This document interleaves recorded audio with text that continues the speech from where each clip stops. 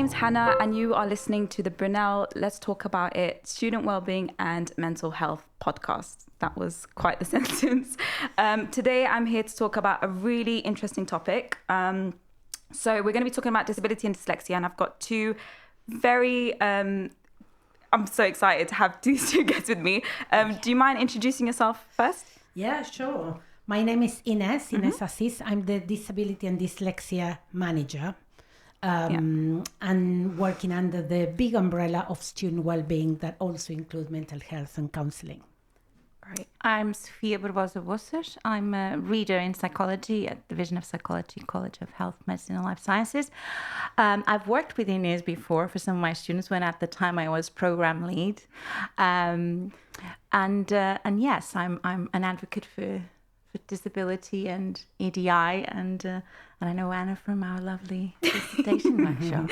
Yeah. Okay. So, today I just wanted to talk a little bit about disability and dyslexia, and also if someone is to have a diagnosis, how would they make a support profile? How can they get the help that they need?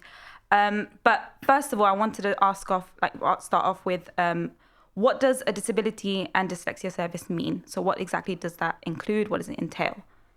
Yeah, it's very broad actually, but what it means is, first of all, to try and provide, individualized training, support to students who need certain arrangements or reasonable adjustments.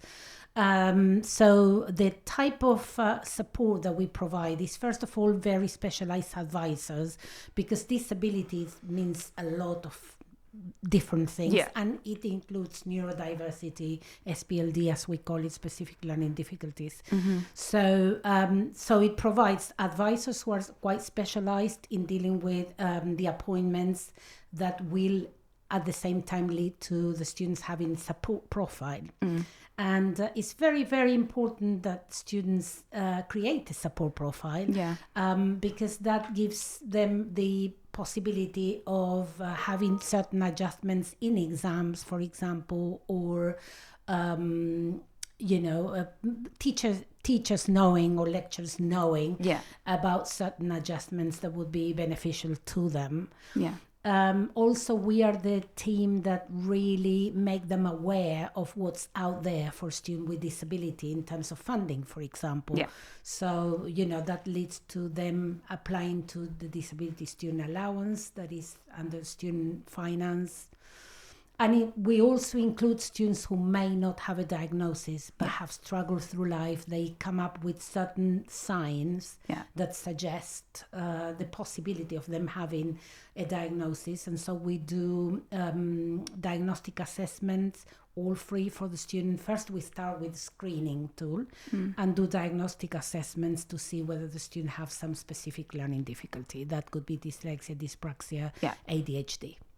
Okay. So, I mean, one of the things that I really wanted to discuss in this is, first of all, normalizing the conversation about getting the help you need. So I know that a lot of people are silently struggling, I guess you could say. And I think it's one of the things that I wanted us to discuss is how there's so much support available at Brunel. There is so many things that they can access and get the help that they need. Why would you say it's important to ask for the help? And why do you think it's a step that they need to take?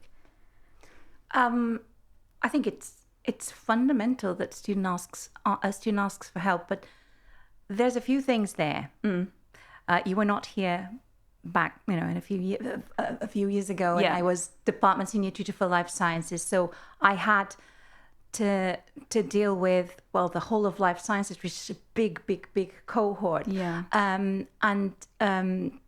Recognizing and becoming aware of the diversity that existed. And when I mean diversity, I mean, excuse me, I've got a cough, so it will every now and again. I mean how different students would approach that. So the idea of asking for help, it's something that's not seen the same way depending on the culture, the country, not necessarily culture. So that was one of the big things. And one of the things I noticed was that there would be students who would come to me, and like I say, it's life sciences, not necessarily psychology, because I was could be from anywhere, that would come to me after the fact. So you would have a student that was suffering from depression, who may have gone to the GP, but then decided they didn't want to do anything about it because they could be considered weak. Yeah. It's not something that was frowned upon. So they would hide it and not go any further. That would mean that when it comes to not being able to attend an exam, or not having enough time to study for the exam, or not having enough time to prepare a piece of coursework, that they wouldn't have the required extenuating circumstances. This was something that happened after that, which was we would have the student support profiles for students that was a bit more sort of broader. Remember, Ines, before that we had a specific, I don't even know if it was called. I was there here at that time. I don't think there was, you're right. And then we would have the special thing for extenuating circumstances for students with support profile, which would then be decided with the division tutors, or where there are none, with the department senior tutors, where they wouldn't have to go and recurrently ask for extenuating circumstances. I see what you mean. Because students would. Yes. I mean, isn't it a similar thing now? Because I know that for me, I didn't have to. I just activate it, I guess. Yes. Yeah. But before there wasn't that. Oh, right. So, and that's why you now are doing it. Yeah. Because we recognize. We added something called fluctuating conditions. Yes. So we added that on the support profile, so that the student would not have to be asked, all the time for why they are asking for extenuating circumstances or this and that. Yeah. And that kind of helped I think that's what you're saying. Yes, that helped a group of people. So people who have fluctuating conditions. Thank you, Ines. Which you could think something like a depression or anxiety or any other. Things that flare up. Yes, flare up. Epilepsy. Or it could be pain. Things like that, they would have that side. But that helped a lot. Yeah. The anxiety and stress of every single time I have to put one of these. But I'm going a step ahead. I'm thinking of those that don't even know or want to know or can use extenuating circumstances or have a student support profile, because they simply just don't go and do anything about it. Yeah, so the ones with that stigma of I don't want to tell anyone. That still exists. It's still very much there. Is. And there are two things, I think, when they come from school or colleges, sometimes they have been supported in class, and that means singled out. And, we need to make them understand that doesn't happen here. Yeah. And also some of them, don't realize that actually they might not need anybody supporting them. There is technology, for example, nowadays, like recordings, but also special technology that can help them. And the other thing that we try to instill, even from applicants onwards, because we do offer webinars for applicants. So now we have on the 28th of February one for this who have just finished the application in January, the new UCAS students. So we tell them there and then, please do not think that you will not be offered a course because you disclose a disability. Please don't, because that's even, and then we can liaise and we can sort of, go from there and provide the support that you need. So that is to break that first thing there, that's first stigma, Yeah, I think that point about, with students feeling like they can't speak about it because of either cultural reasons or whatever it may be, something that's sort of stigmatized. I think that's something that, I can relate to definitely, that there is a stigma around getting help with stuff that are, I guess, unseen, you could say. Because they think that if you can't see it, it doesn't exist, which is horrible to think like that. But it is something that is a problem.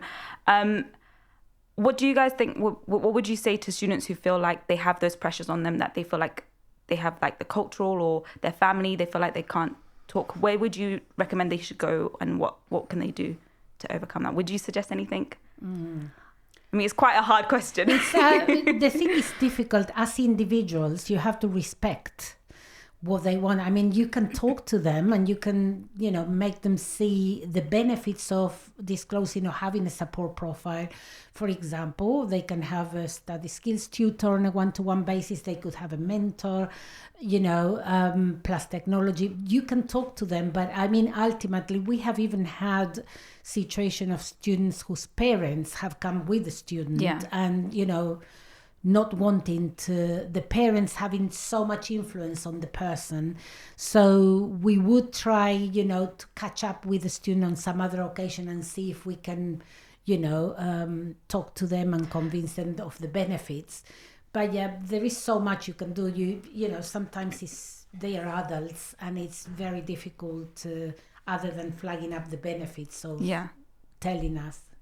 Yeah, and on my side of things, because you're already supporting and you're a flagship there where we can go to, I was thinking as my role as an academic and as a teacher, so every single opportunity I have, I tell students. So I talk to students first time, even if I have the same cohort from the previous year, I talk to them. First session, I remind them of that. And I think we have, to me, in my view, it's a duty that I have to reach as many as I can. Yeah. And to talk about it, to let them know. I can share the experiences that I've had in the past with other students, how beneficial it was. So what I'm telling is not a general thing. It's a story that I'm passing on that happened with another student or students, so they are aware of it. And every single opportunity I have, I do say that. And also, I don't necessarily tell them go, because there's like the implicit or in some cases explicit rules, because we all have to follow the regulations, rules of the university, so how we do things, that bureaucracy that exists. But in some ways, it's trying to, whenever it's possible, to allow students to reach things without some of the hurdles, if it's possible. What I mean by that is I'm not going to necessarily tell a student, go to your personal tutor to discuss that. I grab the opportunity there and then. If I'm the one that they feel comfortable with, if I grab them, I will take them. I think that's a really good way to... Because that's the one thing, right? Yeah. You can and you should, I guess. Then I can't have a 300 cohort talking to me. Yeah. But the point is not that, is as many as you can, because they might not feel comfortable with the person that they were supposed to be talking to. That's the thing. If they feel comfortable enough to go to you, that's already a big hurdle that they've come over. So you don't want to deter them. I've won them. So I will help them the best I can. Years ago, I had to go with one, almost literally, not really, but almost, grab them by the hand and go to the student center. Not necessarily, no, it wasn't you. No, but the student center. Go to them and talk to someone. And using the little, persuasive whatever that I have, saying I really need someone to see this student now, or hold them, because they will not stay here but I know that and I stayed with them until someone came to see them. I might not have which that is availability difficult sometimes, because and I know it, but at least book something, and then I would have arranged to you are going that time, so I'm picking you up and taking you there, something like that, so that they know that they have the support. And if it's difficult for them, and I know it's difficult for them, but I know that the result will be a positive one, I will do that. I even had colleagues from the TPO back when it was only TPO, but it doesn't matter, it's all the same colleagues, where I would sometimes be in my office back in Marie Jehoda in the old days. Now it's Court here, North, Court North, but it was Marie Jehoda, where there's Sofia, are you in the office? Well, yes, back before we had to rely, pre-COVID kind of moment, where I said, Sofia, I've got a student here. Have you got something? Not right now. So either they would bring them by the hand, or I go and pick them up to my office to try and see if I could support them, because they were completely unaware of what to do, where to go, who to talk to, and they didn't feel very comfortable, or didn't feel that it was very welcoming where they were. Either I didn't they could be biosciences, environmental sciences, whatever. Yeah. There's no distinction made, but I would take them and support them and tell them where to go. I've already had one this year that thanked me for speaking to them. Level 4 student, year 1, who went to, I think, well, if you're not sure, take the opportunity because it's free. So you can go, they do what you said, they do the triage, and then they can do the assessment, and you'll know. And whatever seemed odd, it will make sense and you'll have the support you need.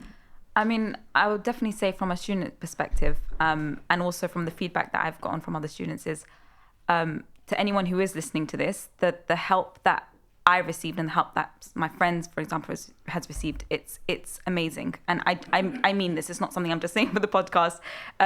Staff members have always been so lovely. So if that's something that maybe is intimidating to you, that is asking for that help and doing that first step, like I said last time, it's just that first step that seems intimidating. When you do it and you're in it, it's actually okay. And they're so lovely. Like I remember when I needed help, a lecturer actually, similar to what you were saying, Sofia, that he basically made me get in touch with my biology to make a support profile. And he kind of pushed me to do it. And there was a time when I needed my support profile, and I'm so glad that I had it, because if I didn't have that, it would have been a lot more of a process and a lot more stress. So the support profile is a really good thing to have.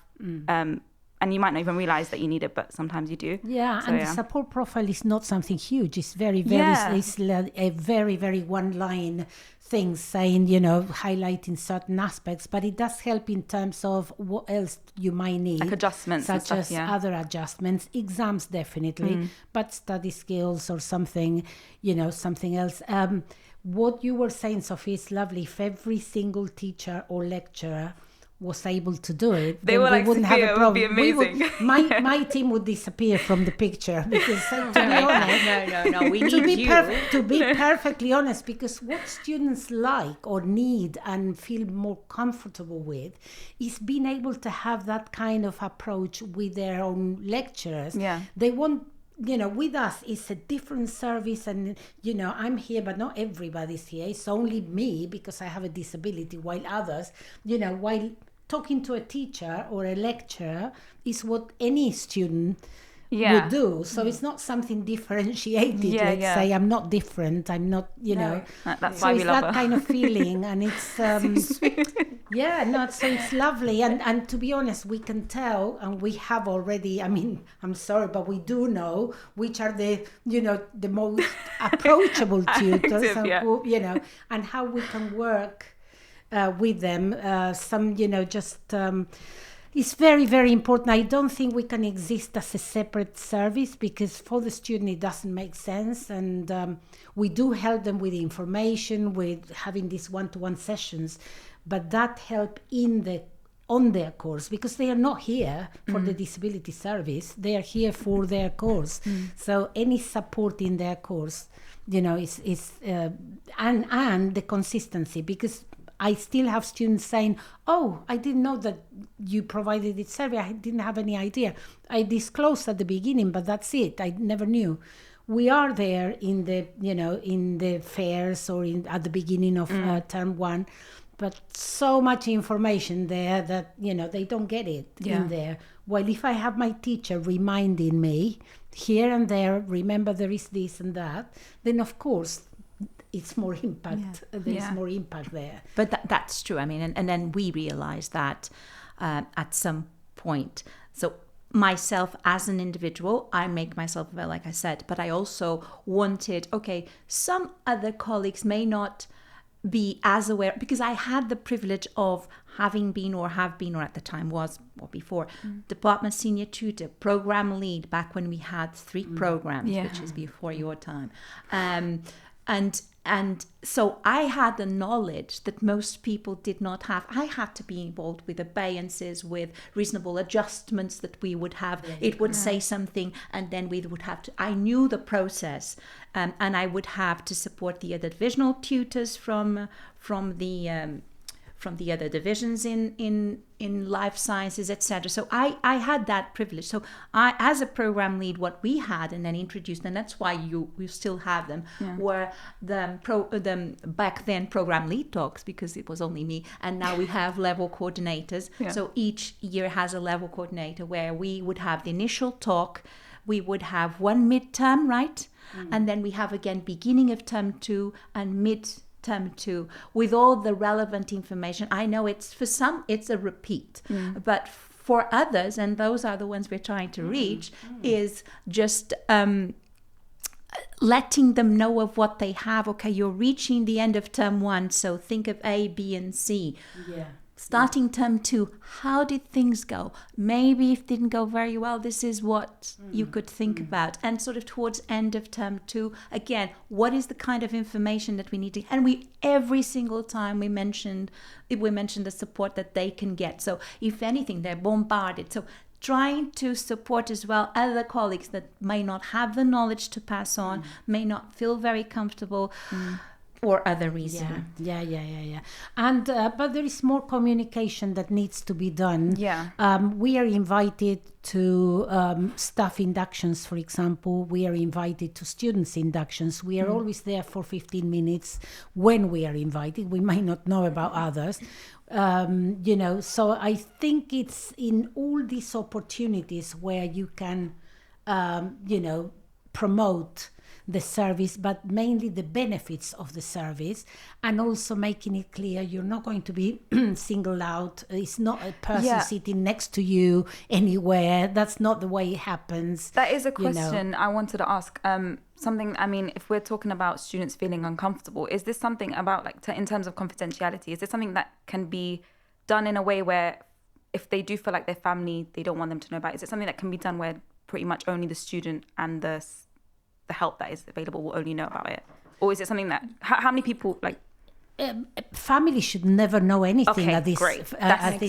That's nothing at all. I mean, if a parent sometimes may call me and ask something, I say muted, we don't disclose anything. Some students would give us consent for a third party. They do want but if not, it's only the student. Now, if I finalize the support profile on eVision, that will be visible to TPOs and lecturers. Right. Or there is a report there. So they need to know that that's happening, of course. I mean, but I guess what we explain is, unless that's visible to your course, then you won't get the support. What's the point of me knowing? And, but up to that point, that is it. And exams, they have a report. Families, we don't deal with families at all, except in those very few cases where students do need that extra support from a parent, and they give us the consent. So in that case, we can discuss. Some have their mental advisors, that they also want the mental advisor to know. Well, that's part of our team. They would know. But I mean, in my case, as an academic, I had students wanted to talk to me with mental advisor, and some... You were in one of them. That would be fine. But if you, Sofia, come to me and say, I want to talk about student X, I say, you need to include the student X. Tell me that student X wants me to talk about them, or they, or I don't know, things like the other, they ask, does X have a support profile? And I said, well, if you teach X, you could see that on your eVision. I'm not allowed to say yes or no, or you would have that on your eVision because it's all linked to the course, for example. Data protection. I mean, and we all need, it's compulsory. And sometimes we go to extreme, but we do. I think it's good. It's necessary. The only thing that has happened to me is people going to the complaint teams, and complaints have their own consent, where it says, well, if you want me to deal with a complaint, I can ask anyone at Brunel any information. I am supposed to provide it. They have given me the wording of the consent. But then one student got upset with me because I had given that information, but they have made a complaint. They have signed that consent, you know. It's all very visible, like you say. If it's required to be passed on, it's very visible to all parties, and we would never. I've had to discuss with people from Student Centre about reasonable adjustments, because they require reasonable adjustment. A particular type of coursework, all I can think of is when we had presentations, live presentations, that we could change. Someone with generalized anxiety disorder, I would basically have a conversation with a student, had a conversation with a student having given permission with student centers to see what, because we can't just do what the students say. So I've already spoken with a student, they mentioned this. Is this what you would consider to be a reasonable adjustment? Not that I don't know it is, but whether it's within their profile or is they're asking for more than what they should have got. And also talk to the module leader, because it needs to, of course, that assessment needs to tick the boxes in terms of what the assessment outcomes are for that specific assessment. So it would be something that would be, working very as a team and very transparent and every. But there shouldn't be that Sofia asked me the reasonable adjustment of student X, because that reasonable adjustment should be in their support profile. And the student needs to know if they want the support, they need to agree to having that support profile. Because I like you said, we base the support profile on evidence, so we don't do a support profile to anyone. So we have all the evidence why we think, in conversation with students, that this adjustment would be appropriate for them. And I always say support profiles are a list of recommendations. It's not like a sacred book where you have to follow all the things, because each course have their own qualifications and their own, what we say, the way of measuring competence is different from one to the other. So we need to leave the lectures the possibility of adjusting things as appropriate for that particular course, and that's why we call it recommendations rather than a mandatory thing. But obviously all the people try to do their best to accommodate all that they can. I mean, what are you going to say? We've spoken about having a support profile, but that is after the diagnosis, right? So what would you say for students? How can they get a diagnosis if they feel like they are struggling and they feel like they need to see if they have a diagnosis or something? What would they do? What are the steps that they need to take? What would you suggest and what would you recommend? If they don't have any evidence whatsoever, then we do diagnostic assessments for dyslexia, dyspraxia. We call it neurodiversity or SPLDs. They need to make an appointment with an advisor, as they would do with for anything else. We call those when the student explains that when trying to make the appointment, we call it a screening appointment. Screening, because the specialist advisor will go through a big questionnaire before we send them to the external assessors.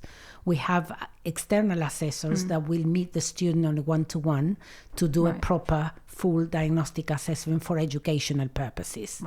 By the way, I want to make it clear we don't do clinical assessments. So for example, an ADHD student will have an educational assessment, but that doesn't mean that they can be medicated or getting any medication because of the assessment. That's an NHS. But if they do have that educational one, do they still get the support profile in place? The support profile is okay. We are doing this because these students otherwise would not be able to have a support profile. It's quite a long process with the NHS. It takes it's a very long process. So with us, if they, from the screening onward, it can take 6 weeks for them to have it ready, steady, with the diagnostic and the support profile.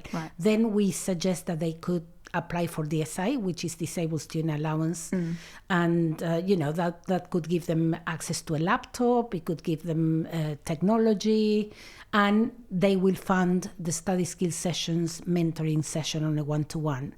So we do that. But how they start? They start with a normal appointment with one of the advisors when they tell the story that they don't have evidence, but they struggle with this and that. Probably that leads to screening appointment and then a diagnostic assessment. Right. Okay. So, I mean, this is quite a tricky question, but if a student hasn't been screened and they haven't also got a diagnosis, but in the process of getting the diagnosis from their GP, is there anything that can be done in the meantime, or how would that work? is tricky. We've been thinking about what we call temporary support profiles, but that hasn't really worked. It worked sometimes, but then we stopped because the students would never come back. Right.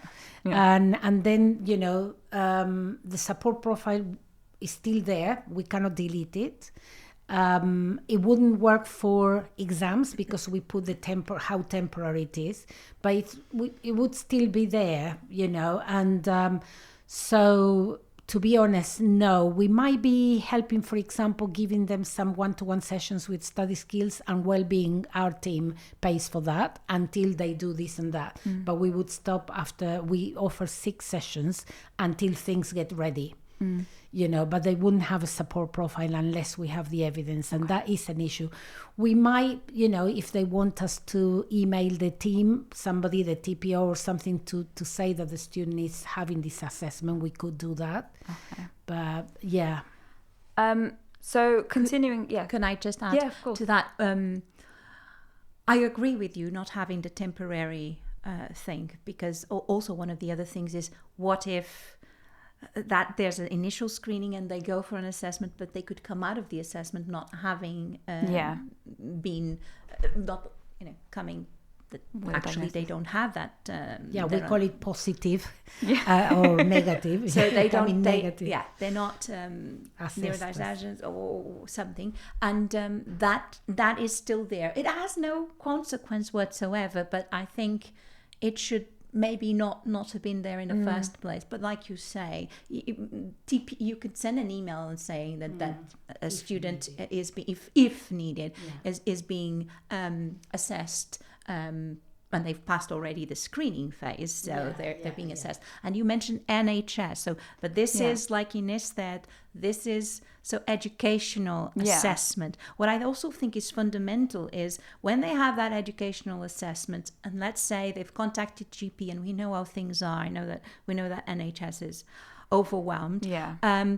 That assessment that's been done for educational purposes could also be something that could help. Look, I've already got this from the university. This is not clinical, but that's a good point. We do something that we can take. We do tell them to do to that, make definitely. them actually do something, and also using with employers. You know, in future, just use it, because it's, you know, the employers don't know any. The only problem we have is, for example, ADHD that might need medication. You know, but. For other students, it's enough. They don't need a clinical diagnosis, you know. We are helping now, Brunel is funding, when we have the money, some with autism, because we haven't been doing assessments for autistic students, but we have identified very, you know, cases where that should be the case and never be assessed before, ever. And as you know, a lot of these, and as you know, as a psychologist in training, psychologist, a lot of these share the same behavior. So ADHD and being in the autistic spectrum also share some of the same. There's like an overlap sometimes. There is actually an overlap. So a lot of them are diagnosed, or you question if they have ADHD, but they could have a ASD. Do you know what I also find it? Sorry, I wouldn't totally agree with that in the sense that I'm making a generalization, but there is a lot of that I found. I mean, it should be quite different, one thing from the other. However, what happens, and we notice more and more, is this combination of learning difficulties. That's another thing. So students can have both. Or, you know, it's more common as well to have one of them plus mental health, for example. That's different. But to say, in my view, to say that ASD and ADHD I'm not saying there are probably commonalities in the behavior that people might show, and thus the difficulty in sometimes sometimes assessing and making the diagnosis. I found recently, which I'm happy to, because my students know, I'm one of the women from the lost generation, which you know what I'm talking about. So I basically when they were studying this, and you know very well, so when they were looking at autism mainly, but also ADHD in the 80s, they mainly studied boys. Yes. Because girls, and this was, they compartmentalized what a girl should behave like. They ended up masking. Yes, because we are supposed to behave like a girl, which was very quiet. Don't know what that means. No idea. So if you listen to this from the beginning, I hope nobody's listening just now and missing the before. So I'm completely against all this. But yes, so a lot of women, and mainly women, were not diagnosed at all. Or they're misdiagnosed. Because they were misdiagnosed or not diagnosed at all because there was no need. I mean, you're quiet, lovely. That's what a girl is supposed to be, is quiet. So I found that out recently. Recently, I'm 52, and I found that out just now. And so it's quite interesting. So I'm finalizing the formal diagnosis, all that. But I have staff here coming to us, and they have individual chats with the manager, with myself or Lorraine in counselling. Having had studies, done their undergraduate, postgraduate, and then at this point in time saying, I want to know, there must be something with me. See, I feel like feeling, I want to know. I started because of my son, of being at school and thinking the possibility of ADHD. Not necessarily a part of the hyperactivity, but more the hyperfocus and things like that. Or could it be autism? And I thought, because before, I was already unconsciously thinking about, well, he does this and I used to do that, or I do that. And I wanted to know for myself, because to me, the years that I spent, and that's another thing for another time, which is the consequences of not knowing. And for some people, you feel that you don't fit in most places. You don't understand why. The struggles are, for some, enormous. So I'm an achiever. I am here, but I worked very hard, and so I realized, you look back, all the things that you had to do to be able to fit in, and when I say fit in, doesn't mean that I've changed myself. I'm still myself, but understanding how others work and how I work and how you need to sort of adapt. But all of that struggle would have been eased if I had known. That doesn't mean that a label could from the positive side, to me now is finding out that I am kinder to myself and more forgiving in a way that, yes, this is the way I am, and that's fine. I mean, it's also, I can understand it. It's probably like feeling like, like that aha moment, like you just go, oh, that makes sense. Because now. Or like you were saying that you were looking at son, I look at my family and I go, oh, it's not that. Because I would look at my mum and like, oh, this is normal behavior. But then it's just that me and my mum were very similar in the fact that I think I got it passed down from her, whatever I was struggling with. So when I would look at her, I'm like, oh, her sort of fidgeting and constant fidgeting was something that I thought was normal, but it was because it was my mum. But it's actually, we both were struggling with the same thing, but we both just didn't know it. So it's and quite the thing is interesting. That, unfortunately, and that's why promoting this, and I hope that whoever is listening is there, just if you find that things are not quite working for you, but you don't know why, come and see us, because to be honest, that's the start. And the problem is that young people in particular have this probably they've been bullied at school sometimes.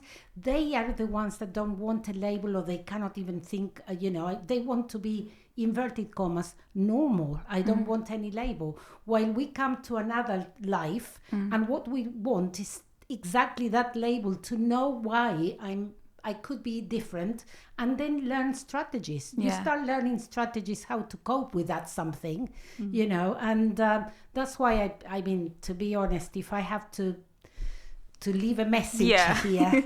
It's, you're not the only one, first of all. And even if you were, we're here for you. But, there's so many people that only find out about how or why they are struggling at the age of 50 something, like Sofia did. 52. So we want to save you. By the way, you can't honestly see me, do not. but I do not look at I all. think because obviously it's a podcast, you couldn't see my face, but I was in shock. There's no way. No way. And now I've realized that everyone will know because I don't say that in a session. So anyway, we want to save that all those years to these young people who are with us now to find out now. Don't wait until that, all that time. And that will help you with employment and everything else, obviously. Yeah. And again, I would say from a student perspective, the staff here are lovely. So if you do feel like you need to get that help, they're there for you. Sophia, is there anything else you'd like to say as I just wanted to say it's just from my perspective, it was important to know what it was, because I think it's better to live the life building it, knowing, rather than not knowing what it was and still having to build the strategies anyway. But also embrace it, and that's the part. This isn't a label for negativity or whatever it is, neurodiversity, invisible disabilities, visible disabilities, whatever it is, one should embrace it. Yes. And one of the things that I'm finding is when I said I am kinder to myself, I also found that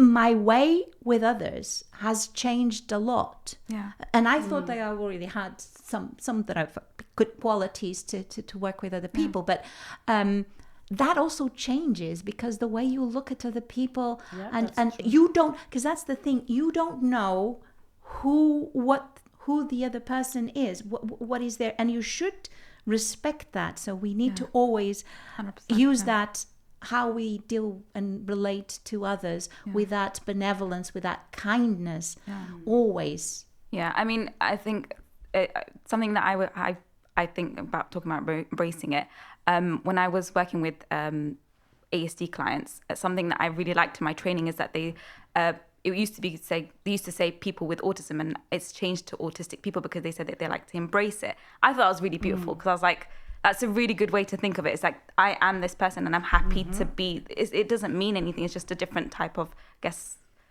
it's just we're all different in different ways, and it's okay. I think that's what makes life so beautiful, learning about different people, learning about different perspectives, different way of processing things. I think that's really important. So definitely embracing it is actually a really good way to look at it. Yeah, and also that shows you there's so many privileges of having a certain disability as well, because you can have, you view the world you do have certain features or certain certain positive things that other people don't have. Like I can think of creativity, for example. There's some people who have, I don't know, or who are dyslexic, can have this very creative mind because it's their, the part of the brain that works for them is not the one that works for me. So, having this positive thinking about my disability is also very, very important, I think. And there is always a positive, always. Well, I guess we'll wrap it up there. Again, thank you so much to you both. And it was a really interesting conversation. I'm really, really happy we spoke about this. I do want to say to anyone who's listening, if you do have any ideas of what you want us to speak about next, you can DM us. Is it DM? I don't know. I don't really know how it works. But on the Let's Talk About It Brunel Instagram page. And we can take in like some, opinions on what you want us to talk about. We'll take into consideration. Apart from that, I guess that is it. Again, thank you so much. Thank you. Thank you. Loved it. Lovely. It was really nice conversation. Yes, absolutely. Enjoyed it so much. Good.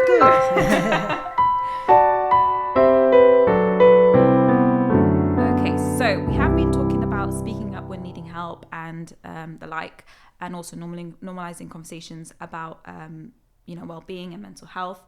And as this is a well-being and mental health podcast, I actually wanted to bring attention to our male mental health campaign. So, attention Brunel male identifying students. Are you ready to make a difference? Join us in our campaign titled Heads Up, dedicated to raising awareness and understanding of mental health issues amongst our community.